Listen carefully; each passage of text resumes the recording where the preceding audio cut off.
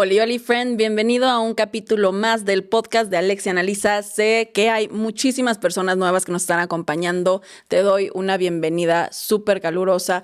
Quisiera contarte y platicarte también un poquito más sobre mí.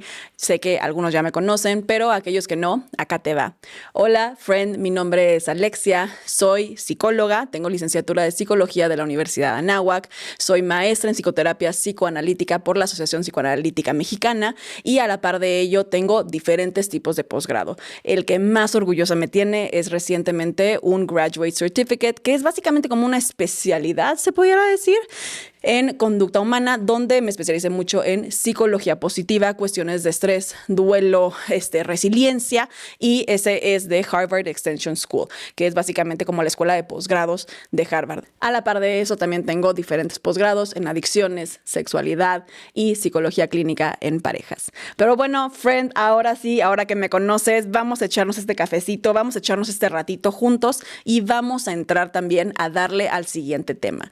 Y el día de hoy quiero platicarte de un tema muy interesante que muchos de ustedes me estuvieron poniendo ahorita en el Instagram, porque por favor recuerden, vayan, sigan el podcast de Alexia Analiza en Instagram. Por ahí luego los jueves preguntamos temas que les parecerían interesantes y escogemos el que más se repite. Y me pusieron uno que ya he visto anteriormente, pero creo que mucha gente no conoce. Y ese es el efecto halo y el efecto Horn. Entonces, básicamente, ¿qué es esto, no? El efecto halo es como una manera de entender que las primeras impresiones que tenemos de las personas cuentan y cuentan mucho, y que las primeras impresiones que tenemos de una persona, además, puede estar producida por un sesgo cognitivo a partir de una sola característica. No sé si estás entendiendo un poquito para dónde vamos, sé que me metí de fondo, pero primero te voy a dar un poquito de historia de psicología para que así lo puedas entender mejor. Entonces vamos a situarnos ahorita en 1920 en Estados Unidos. La Primera Guerra Mundial estaba terminando y un poquito la psicología en Estados Unidos, la psicología americana, si le quieres decir así, a diferencia de la psicología europea, estaba buscando como dejar de ser una rama de filosofía como lo era, por ejemplo, en Europa, donde predominaba el psicoanálisis, y estaba buscando ser más como esta rama científica independiente, ¿no? Y entonces para ello, ¿qué es lo que estaba pasando? Lo que estaba pasando es que muchos psicólogos estaban muy enfocados en esta nueva cuestión del conductismo, a partir de James, a partir de Watson. Esta parte donde es, oye, la conducta es observable. Y a diferencia de esta cuestión más filosófica, psicoanalítica, que venía como de entender a la persona, aquí Estados Unidos, muy a su forma, estaba viendo la manera en la que pudieran comenzar a utilizar esta nueva práctica de psicología para solucionar problemas tal vez un poquito más reales. Esta cuestión como más pragmática que viene de la psicología. Entonces, ¿qué fue lo que pasó? Justamente ocurrió que estas cuestiones del conductismo comenzaron a salir diferentes psicólogos, se empieza a formar, más bien la APA se forma a partir de Wundt, pero bueno, neither here or there. Y entonces lo que ocurre es que empiezan a salir psicólogos que están muy interesados en básicamente ver de qué manera podemos ver la conducta observable y podemos aplicarla en situaciones reales. 3 de las cuales se enfocaron mucho fue en esta parte de educación, trabajo, porque recordemos que también estaba regresando esta cuestión industrial, y ejército. Porque ya sabes, friend, no podemos hablar de Estados Unidos y de psicología sin cuestiones militares y del ejército. Mucho de ello, sobre todo en esta época, estaba altamente relacionado. Tan es así que si yo te dijera que los veteranos o el grupo de veteranos fueron los primeros en comenzar a de una u otra forma darle dinero a los psicólogos para poder empezar a hacer experimentos, para poder empezar a dar terapia, porque fue que se dieron cuenta justamente que era necesario a partir de las guerras de las cuales venían los soldados. Pero bueno, friend, ¿qué es lo que pasa? 1920, por ahí, hay un psicólogo muy famoso, uno de las eminencias del conductismo, que se llamaba Thorndike. Ahora, ¿qué ocurre con el psicólogo Thorndike? Entonces, lo que pasa es que Thorndike era el psicólogo que estaba muy metido en cuestiones de la educación y ver justamente de qué manera, a partir de lo observable, pudiera mejorar aspectos dentro de la educación en Estados Unidos.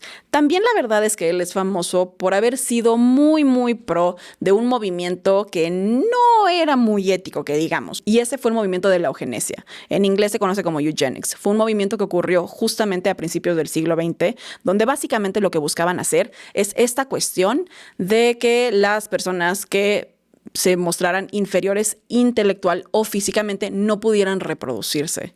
Y friend, esto fue algo de lo cual Thorndike era muy pro hacia ello. Entonces Thorndike era muy pro a la eugenesia y eso después como que le quitó tantito mérito. Pero la realidad es que Thorndike fue muy prominente en la cuestión conductual y en la cuestión también para sentar bases de psicología educativa. Ahora, básicamente, Thorndike era este güey conductual. Y entonces lo que estaba pasando es que él quería ver cuestiones observables, medibles, reales y objetivas a partir de la conducta. Entonces, Thorndike, por una que otra razón, siendo que el ejército y los militares estaban más interesados en esas cuestiones de psicología, entonces Thorndike, que estaba más en esta experiencia hacia la educación, a partir del experimento que se hizo sobre Alpha Army, Beta Army, que fue, bueno, no un experimento, sino simplemente una cuestión donde básicamente el ejército de Estados Unidos lo que hacía es que decía, este tipo de soldados son letrados y este tipo de soldados no lo son. Entonces, por ende, se pensaba que un tipo de soldado, por así decirlo, era más valioso que el otro. Thorndike hace un experimento que busca ver sesgos cognitivos. ¿Qué es un sesgo cognitivo, friend? Un sesgo cognitivo es básicamente una información que nosotros tenemos que afecta, por así decirlo, el mundo externo. Entonces, un sesgo cognitivo viene a partir de nuestro mundo interno. ¿Qué quiere decir? Que si a mí, por ejemplo, si yo crecí en una familia donde mi papá le pegaba a mi mamá o donde había violencia, yo voy a pensar que afuera todo el mundo puede ser violento. ¿Por qué? Porque yo lo viví en mi núcleo. No es una realidad objetiva, viene a partir de nuestro mundo interno. Yo sé que el ejemplo estuvo un poquito pesado, disculpen, pero un poquito como para que lo entendamos. Básicamente se refiere a esta cuestión de si por alguna razón a mí no me gusta el amarillo, yo voy a salir allá afuera y todo lo que da amarillo me da miedo, ¿me entiendes? Entonces va un poco por ahí. Ahora, ¿qué es lo que ocurre? Thorndike va al ejército y conduce este experimento, donde básicamente lo que hace es que tiene a unos militares, tiene a unos comandantes y les presenta a unos subordinados con los cuales nunca habían tenido antes trato los comandantes. Esto fue una parte muy, muy importante del experimento, ¿ok? Y entonces básicamente lo que pasa es que Thorndike le pide a los comandantes esta cuestión de que pueda calificar a los soldados, por así decirlo, en cuestiones de inteligencia, de aspecto físico, de rendimiento, diferentes cosas. Y justamente lo que Thorndike quería ver es esta cuestión sobre si los comandantes podían ser imparciales. ¿Y qué crees que fue lo que pasó, friend? Resulta ser que los comandantes parecía que de ver a las personas, de ver a los soldados con los cuales nunca se habían tenido trato, soldados que eran más altos, más fuertes, o por lo menos que a la vista físicamente se veían más fuertes y que eran más atractivos, los comandantes automáticamente decían que ellos eran soldados más capaces que aquellos que no lo eran. O sea, no juzgaron nada detrás de. No los conocían, nunca había tenido trato con ellos, nunca habían visto su rendimiento real dentro de pruebas del ejército, de lo que sea que hagan en el ejército. La neta no sé, güey. No, yo no me meto al ejército.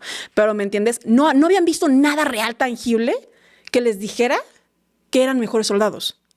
Lo único que habían visto sus comandantes es que eran más altos, más guapetones y pues más fuertes. Y eso bastó para que el comandante diga, tú eres un mejor soldado.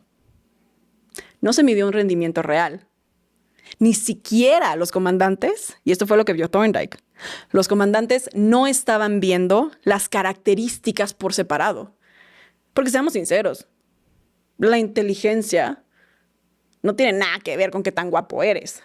Tu rendimiento no tiene nada que ver con qué tan alto eres tampoco. Entonces, esto hizo que Thorndike dijera, ok, no se está evaluando los aspectos individuales como era que se quería. Porque una persona puede ser muy inteligente, pero tal vez no tener un buen rendimiento físico. Entonces, justamente no se están evaluando los aspectos individuales. Lo que está pasando es que los comandantes están evaluando aspectos generales. Y a partir del aspecto general, que el comandante tiene de este soldado, que viene de características específicas, el comandante ya se hizo una idea de que ese soldado es valioso, de que ese es un gran soldado, ya sabes, o sea, poster child, de que casi que lo van a poner ahí, ¿no? Bonito, modelo de Abercrombie, ahí va, entra al ejército, es un buen soldado. Y todo a partir de una característica. Y entonces, a partir de ese sesgo, es que Thorndike lo denomina el efecto halo o halo. Básicamente, ¿qué es un halo en inglés? ¿Has visto alguna vez a los angelitos? A los santos también, que tienen esta aureola. Esto es un halo en inglés.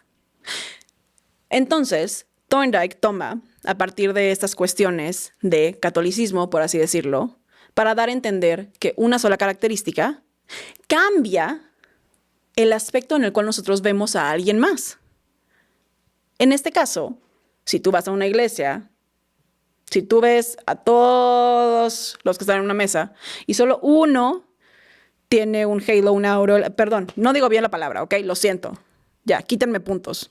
Pero por favor síganse suscribiendo al canal. Pero bueno, tú ves que uno tiene este circulito en la cabeza y luego tú gravitas a esta persona, era la mejor de todos los demás. Esta persona es un santo, esta persona es una buena persona. Pero es a partir de una característica. No conoces el contexto detrás. Esto, lo único que nos dice, tal cual como te estaba diciendo yo al principio del episodio, es esta cuestión de que las primeras impresiones importan. Importan tanto de forma positiva como de forma negativa. Porque justamente a partir del efecto halo se vio también esta cuestión de que aspectos negativos también afectan la manera en la que vemos a una persona. Y ni siquiera tiene que ser un aspecto, es una característica. Y eso lo denominó, siguiendo por esta cuestión católica o cristiana, lo denominó el efecto Horn, como un diablito que tiene los cuernitos. Horn en español es cuerno. Entonces, cuerno. Entonces, justo es esta parte de los cuernitos. ¿Cómo me va haciendo esto? Medio pendeja. No pasa nada. Ok. Continuemos, friend. Entonces, el punto es, Thorndike se da cuenta de esta parte de que nuestros sesgos cognitivos importan mucho y las primeras impresiones que tenemos importan también demasiado. Vamos a llevarlo un poco a lo que es y a lo que representa hoy en día, ¿vale? Yo recuerdo que en algún punto de mi licenciatura, uno de mis profesores me dijo de que bastaban 7 segundos para que nosotros hiciéramos un juicio sobre una persona. No sé si te ha pasado eso, friend. Esta cuestión que es como de, no me cae bien, no tengo razones, pero no me cae bien. Seguramente te ha pasado, a todos nos ha pasado, a mí me ha pasado. Y eso tiene que ver porque nosotros en esos 7 segundos que vemos a una persona, tomamos una característica. Y esa característica puede ser tanto positiva como puede ser negativa. Este efecto va hacia los dos lados. Puede ser que tal vez porque tú veas a una persona, pues, que está muy bien arreglada, digas, esto es una persona responsable. Mientras que chance ves a una persona que se viste un poco más fachoso y dices, esta persona no es responsable. Y esto es un sesgo inconsciente cognitivo. O sea, esto es inconsciente totalmente. Porque objetivamente, la verdad es que si lo piensas, pues que una persona esté bien arreglada o esté fachosa, nada en absoluto cambia el contexto de la persona. Ni de quién es, ni de sus valores. No, estás tomando una característica, pero a partir de la característica te estás haciendo un juicio. Y mucho de ello, la realidad, es que en este inconsciente es porque viene de nuestro mundo interno. Si a mí me enseñaron a competir con las mujeres de niña, inconscientemente, cuando yo vea a una mujer guapa o bonita, yo luego la voy a considerar una amenaza. Pero eso es mi juicio a partir de mi mundo interno, a partir de un sesgo cognitivo entonces que yo tengo, que se utiliza o que se usa en este caso para juzgar a alguien más, haciendo que entonces yo no quiera relacionarme con esa persona. ¿Me entiendes? Ahora, aspectos positivos que luego tiene esta cuestión. Todos hemos escuchado sobre el pretty privilege. No me vas a decir que no. Si has estado en redes, has escuchado sobre el pretty privilege, este rollo como del privilegio de ser guapo o de ser guapa o de ser bonita. donde sí es real. Es real que una persona, por ejemplo, que está en redes muchísimas veces no es el carisma. Es la manera en que si una persona tal vez es más atractiva visualmente para alguien, eso va a hacer que tenga más seguidores. O eso va a hacer que le abran la puerta, o eso va a hacer que le paguen la cuenta. No sé, güey. Cosas que a mí nunca me pasaron, pero que siempre quise que me pasaran, ¿me entiendes? O sea, ese tipo de cosas. Pero es real. La persona está juzgando a partir de una característica. La característica puede ser, está guapo, está guapa. Y lo vemos muchísimo también en esas cuestiones de relaciones parasociales que nosotros llegamos a tener con influencers, celebridades, personas públicas, donde tú no conoces a la persona en su totalidad, no conoces el contexto de la persona tampoco siquiera como persona en sí, lo conoces en una faceta parcial. Pero a partir de la faceta parcial que se te presenta, entonces lo que haces es que tú generas un juicio. Y ese juicio te puede hacer más propenso a que esa persona te resulte agradable, cuando tal vez no lo es. Te voy a poner, yo aquí voy a admitir uno, ¿ok? Voy a admitir uno, la neta. Yo crecí siendo millennial como emo pop, la verdad. La neta, sí, güey, yo era, o sea, tú te metías a mi cuarto y era Tokyo Hotel, 30 Seconds to Mars, Linkin Park, todo ese desmadre. Y yo estaba obsesionada con Tokyo Hotel, sí. Pero puta madre, con 30 Seconds to Mars, o sea, además, si no sabes, nunca has escuchado 30 Seconds to Mars, de nada. Es lo único que te puedo decir, ¿ok? 30 Seconds to Mars tiene un cantante, que a la par de ellos es un actor también muy famoso, que se llama Jared Leto. Odio admitir esto porque sí me cuesta mucho trabajo, pero es mi sesgo, ¿ok? Jared Leto está que te cagas. Pero fuera de que está que te cagas, Jared Leto canta espectacular. La verdad, yo lo considero mejor cantante de lo que es actor. La neta, chance me van a funar, chance me van a odiar. Lo considero mejor cantante de lo que es actor. Recientemente yo me enteré que Jared Leto, no quiero caer, chance es una teoría conspirativa, pero creo que no, porque creo que sí han habido personas que han dado testimonios, que Jared Leto tiende a hacer como unos retiros espirituales donde él como que medio que se autodenomina un dios, y me parece que hay mujeres que han dicho que les dice que deberían de tener relaciones con él para, no sé, estar más cerca de la deidad. Sí, cosas un poquito turbias, ¿me entiendes? Hubiera usado a Michael Jackson de ejemplo, porque, güey, la neta, amo a Jared Leto. O sea, me cuesta mucho trabajo separar la persona del artista, lo siento. Pero, ¿me entiendes? Es esta cuestión donde es, ok, como yo quiero tanto a Jared Leto, y lo quiero tanto por la cuestión musical que me representa, hace que tal vez yo quiera sobrepasar estas otras cuestiones, que son más turbias, güey, nada más por, me encanta escuchar The Kill. ¿Me entiendes? O Beautiful, o sea, es por esa razón. Güey, Michael Jackson fue otro. Una eminencia musical. O sea, y una eminencia de celebridad. O sea, todo el mundo conoce a Michael Jackson. Y a la parte de que todo el mundo conoce a Michael Jackson, todo el mundo conoce también, pues, todo lo que se ha dicho de él, y sean rumores o sea real, que también se ha dicho en cuestión de cosas que él ha tenido. Pero como la gente ama su música y le parecía tan carismático en el escenario, pues la verdad es que pareciera como que no le afectó mucho las polémicas en las cuales estuvo involucrado. Eso es el efecto halo. Es esta cuestión de que a partir de un sesgo, nosotros generalizamos como positivo a alguien que tal vez no lo es en su totalidad. O dejamos pasar ciertos aspectos. ¿Por qué? Porque nuestro juicio está más puesto hacia lo positivo. Porque tendemos a ver a esa persona justamente como algo, es como si generara una disonancia cognitiva, ¿me entiendes? Una disonancia cognitiva, para quienes no lo sepan, es esta cuestión también a partir de psicología cognitiva y conductual, donde básicamente tú tienes información que se contrapone con otra información que tú tienes, que tiene que ver tal vez con valores internos. Entonces, mi mejor ejemplo para decirte lo que es una disonancia cognitiva es esta cuestión de que fumas, pero te enteras de que el cigarro da cáncer. Entonces, son informaciones que son contradictorias y que chocan entre sí, porque disfruto mucho fumar, pero fumar me hace daño. Y entonces lo que pasa, y esto se puede ver de una forma psicoanalítica, es que se debe de mediar entre estas dos informaciones, entre este conflicto, para poder llegar a una resolución. Entonces, no sé, eso podría ser, ok, tal vez no fumo de diario, pero fumo en momentos especiales. No fumen, fumar es horrible, es malísimo, ok. Pero eso es lo que ocurre. Genera el efecto halo, por así decirlo, es como si hubiera una disonancia cognitiva, pero al final del día lo que ocurre es que la disonancia no genera suficiente conflicto porque el positivismo o el negativismo que vemos asociado a esa persona es demasiado fuerte. ¿Me entiendes? O sea, la realidad es que no quiero decir que no voy a comprar un boleto 30 Seconds to Mars. No, pero si te enteras de cosas y te genera... Ya, esto no es una terapia de mí y de 30 Seconds to Mars ni de Jared Leto, que fue mi novio imaginario en secundaria. No es. Pero lo que yo quiero que veas es esta cuestión. Otras cosas que nos pasa. Pretty privilege nos pasa también, por un gran ejemplo podría ser esta parte de, híjole, es que si entrego mal mi tarea, mi profesor va a pensar que soy un maleducado o va a pensar que no me la tomé en serio, porque no lo entregué, no sé, a computadora en esto, ¿me entiendes? Y pasa mucho también de manera y de características negativas.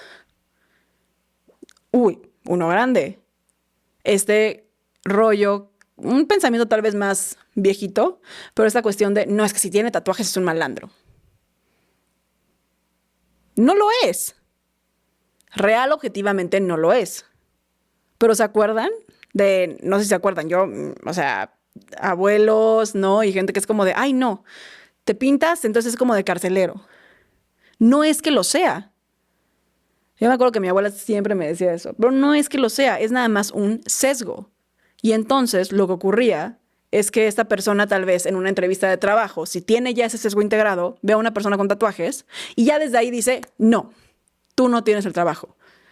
Otra vez regresando al mismo experimento de Thorndike, no se está calificando rendimiento, no se está calificando qué tan bueno sería, no está calificando nada de eso, pero una característica de la persona sobresaltó, tocó una parte del mundo interno de esa persona, un juicio interno de esa persona, inconsciente así, y eso ya hace que la persona tenga un juicio hecho de la otra persona y diga, no, no es tu trabajo. Por una generalidad a partir de una característica. Y lo que más me llama la atención es, lo crean o no, esto ocurre muchísimo. Güey, tu influencer favorito que te está vendiendo algo. Chance ni siquiera es que sea tan bueno eso que te está vendiendo. Es una campaña pagada. Pero nada más por, ay, es que yo esta persona la tengo en esta alta estima y la veo de esta forma positiva, voy y lo compro. Lo hemos visto mucho, ¿no? Como que ahora parece que o están sacando tequila, o las celebridades sacan tequila o sacan suplementos, proteína. Chance la proteína ni siquiera es que sea tan buena, güey.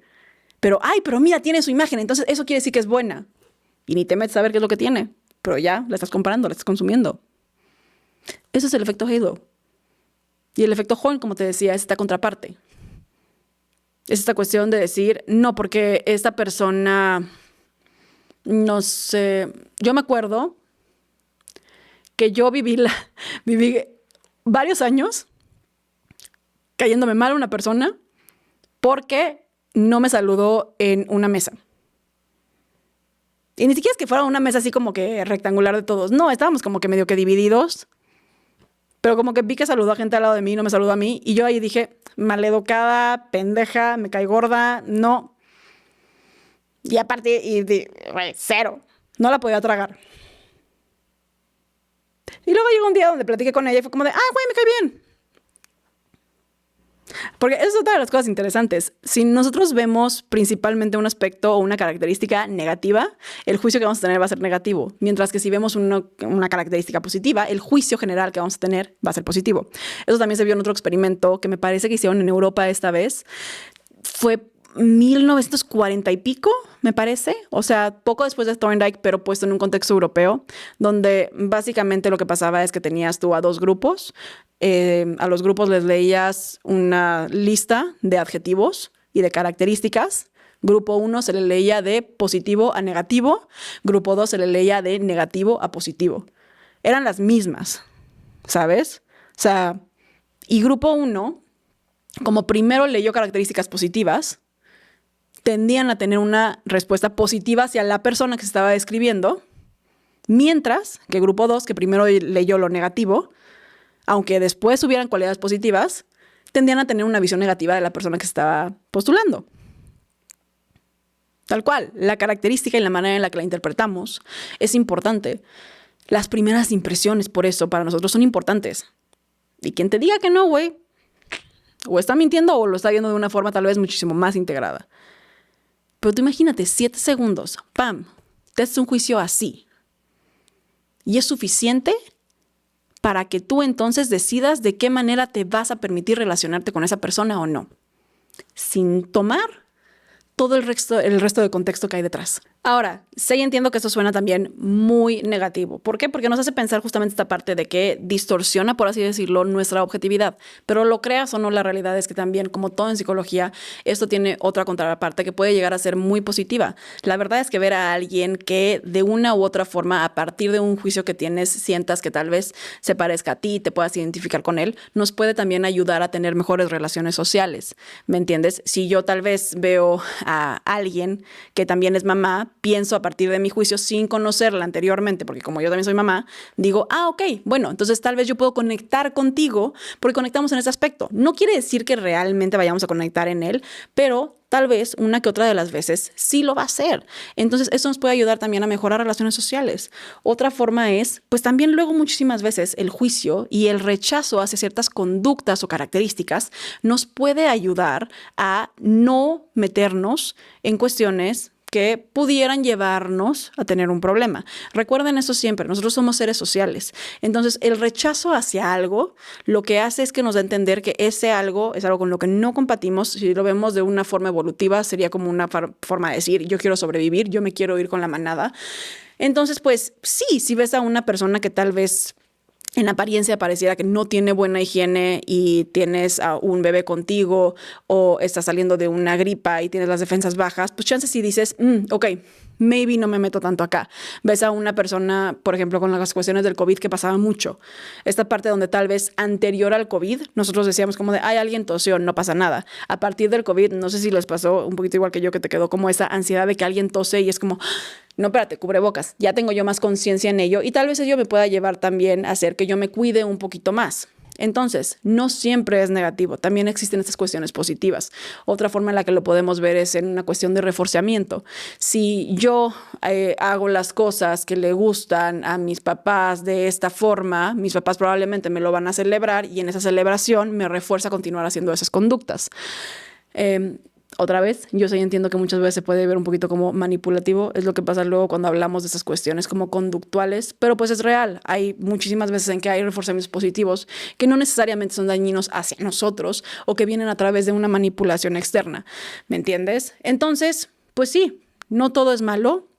¿Quieres generar una buena impresión? Recuerda que sí cuentan, pero siempre también hazlo por ti, no por cómo te vean los demás. Y pues bueno, friend, como siempre, agradecerte el haber estado acá. Por favor, suscríbete, pon notificaciones cada que sale un episodio nuevo en Spotify, en YouTube. Y si tienen más efectos o más fenómenos psicológicos que quisieran que abordemos, por favor, déjenmelo en los comentarios. Y como siempre, recordarles que si bien me encanta estar aquí contigo, este es un espacio meramente de entretenimiento. Este no es un espacio psicoterapéutico. En caso de requerir ayuda psicoterapéutica, por favor, hacerlo de la mano de un profesional calificado. Pues bueno, friend, nos vemos a la siguiente. Si te quedaron dudas, por favor, déjamelas, las contestamos y chancemos otro episodio.